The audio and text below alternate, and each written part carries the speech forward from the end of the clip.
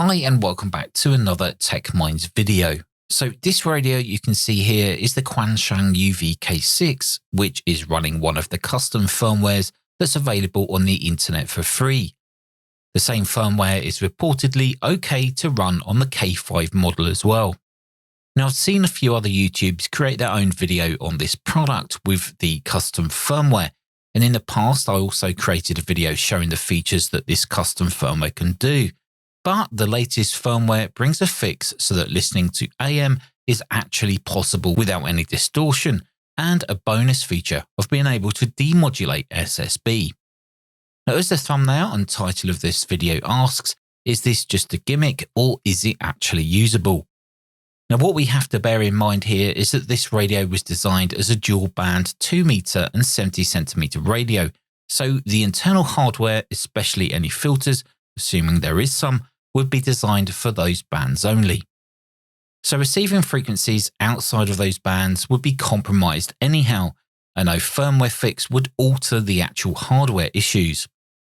Now don't get me wrong, it's fantastic that there are people out there willing to give up their time and expertise to develop custom firmwares so that us mortals at home can have pleasure from their hard work. But the question is, does it actually work to a level which we would feel comfortable using on a day-to-day basis? Well, some of the features of the custom firmware, in my opinion, are very top-notch, especially the feature which allows the backlight to stay on for as long as you want, as the original firmware had a max of only a few seconds, and personally, I always leave the screens on when using my handheld radios. Now, other useful features like a mini band scope and a decent signal level meter is also much appreciated, but in reality, we can live without these in favour of SSB Reception from a device that was never intended to do so. So, how well does SSB Reception work using this custom firmware? Let's take a quick listen. A lot of them sit in 10 metres at this time of day. So have a good afternoon there, Sadiq, and we'll talk again. 841KJ from VK3INS, Tier 73. Japan, Sierra, Japan. Good morning from Greece, Καλημέρα, Jessica. 59 plus, brother. Okay, no problem. Many thanks from 5859 plus 5 dB for me, my friend. Many thanks for calling me. Merry Christmas from Happy New Year. Bye-bye. Проходит ваш сигнал в Ставропольском крае. А что за антенна, Виталий? На приеме.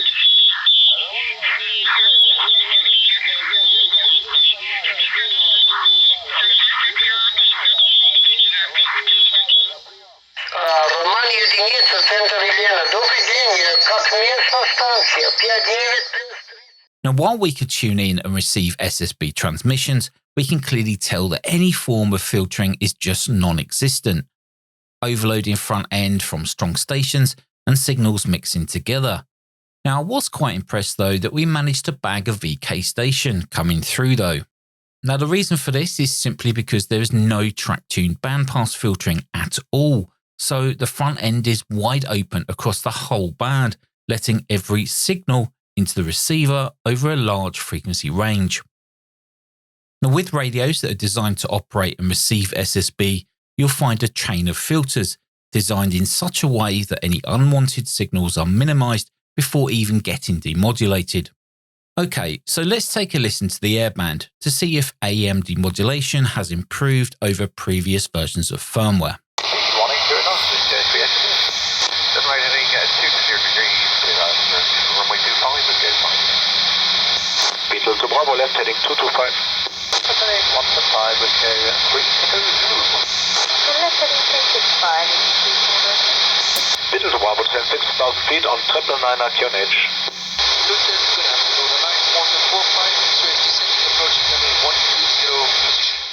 Well, in my opinion, that sounds pretty darn good. Now, it's not distorted and it's very clear between transmissions, so a well done on that. It's definitely usable on Airband using AM. So my final thoughts on this radio with the custom firmware is that for the price, it's a fun radio to play with the custom firmware installed. But by no means should this radio be classed as a professional receiver for anything but 2 meters and 70 centimeter, as the hardware just lets the firmware capabilities down. Now, out of the K5 and the K6, I would recommend the K6, as to me, I prefer the screen, but of course the choice is yours, as the firmware is reported to work on both models. Now, installing the firmware is super easy. You just need a computer with internet and of course a programming cable. Just connect the cable between your computer and the radio, and then just power on the radio holding the PTT button. You'll notice that the top white LED will illuminate when it's sat there waiting for firmware. You can then head to the firmware GitHub page where you can select the releases page. Now, each of these releases will have a link to a web installer. Simply head to the web installer, click on Flash Firmware, select the COM port of the radio, which you can find out in Device Manager if you don't know it, and then just click Connect. The firmware should then start to update to the radio. Now, another nice touch is that a custom version of Chirp has been developed so that it will work with this custom firmware, allowing you to change the radio settings, features, all within software. Now, this is alongside the ability to manage the memories within the radio, so programming those nearby repeaters or airband tower frequencies can be done with ease, especially as Chirp is a fantastic programming tool for amateur radios. Now, a big thanks goes out to all those involved in making these firmwares possible. Their hard work and time is appreciated by the whole community. So let me know your thoughts on this custom firmware.